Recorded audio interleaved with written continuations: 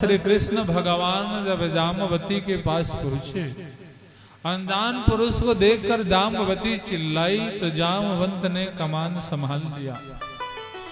कृष्ण और जामवंत की लड़ाई चली, भक्त और भगवान की लड़ाई देखने लायक रही। यह लड़ाई 27 दिन तक चली। कभी भगवान पटक देवे तो कभी जामवंत पटक दे। अब लड़ाई में कौन किससे प्रेम करता है, कभी लाज से मारे कभी हाथ से मारे, भगवान जान रहे थे लीला करने वाले। इसीलिए भगवान श्री कृष्ण लीला करते थे और जामवंत जोड़ जोड़ से पटक पटक के मारा करते थे।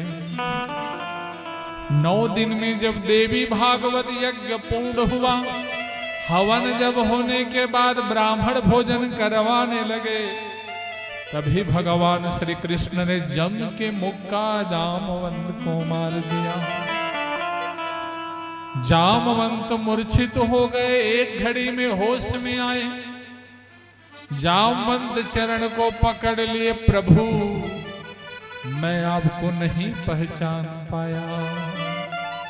तो आप भी मेरे को नहीं पहचाने क्या? भगवान ने कहा मैं तुमको पहचान रहा था, इसी कारण इतने टाइम से सहातू सहातू लगा रहा था, नहीं तो पहले ही जम के मुक्का लगा देता। रामावतार पर भगवान राम ने सभी बंदर भालुओं को मुमांगा इनाम दिया था। जब जामवंत ने भगवान ने जामवंत से पूछा आपको क्या दिया जाए, तो जामवंत ने कहा कि प्रभु आप जब लड़ाई लड़ रहे थे ना रावण के साथ, तो आपको देखकर मुझे भी लड़ने का मन हो रहा था। भगवान राम ने कहा चलो मैदान और करते हैं 2-2 4 हाथ। नहीं प्रभु नहीं कर सकता। भगवान राम ने कहा कृष्ण अवतार में मैं तुम्हारी अधूरी इच्छा को पूर्ण करूंगा। जिस समय मेरे मौका से तुम बेहोश हो जाओगे तो समझ जाना ये मेरे राम है। जामवंत ने कहा प्रभु तो अब राक्षस कम हो गए हैं क्या, आप बांसुरी लेकर के आए हो?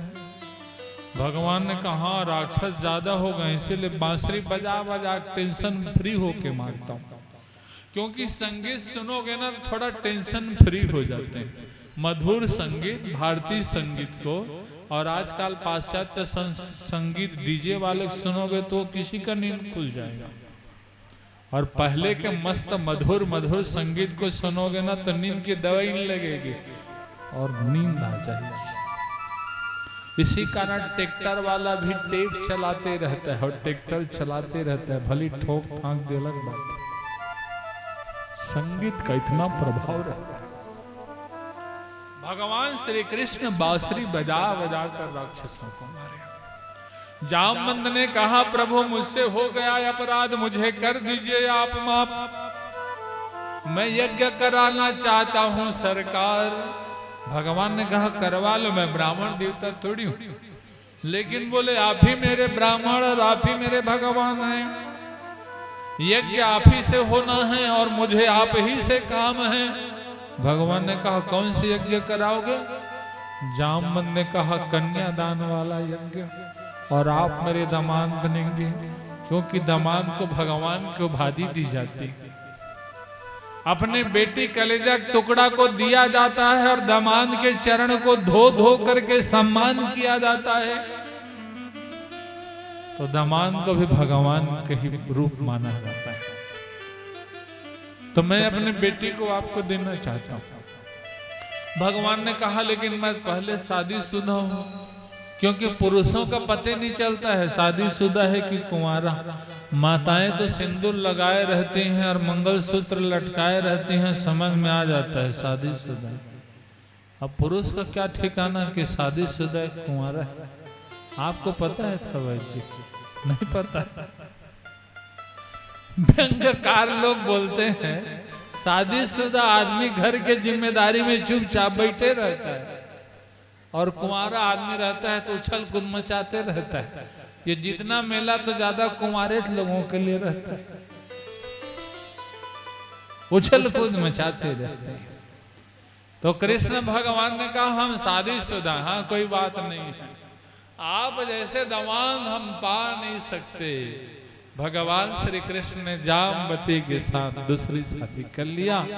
दहेज में मणि को लेकर के आ गए और इस मणि को ले जाकर सत्यराजीत यादव दे दिए। तुम्हारी मणि के चक्कर में हमारी दूसरी शादी हो गई। सत्यराजीत यादव ने कहा बिना मतलब कि आपको कलंक लगा दिया, मेरे पाप पड़ गया, तो मैं भी अपनी बेटी को दान देता हूं। सत्यभामा का विवाह भगवान श्री कृष्ण के साथ हुआ। ये देवी भागवत के प्रभाव है। करता है आदमी लेकिन करवाती मेरी मैया है।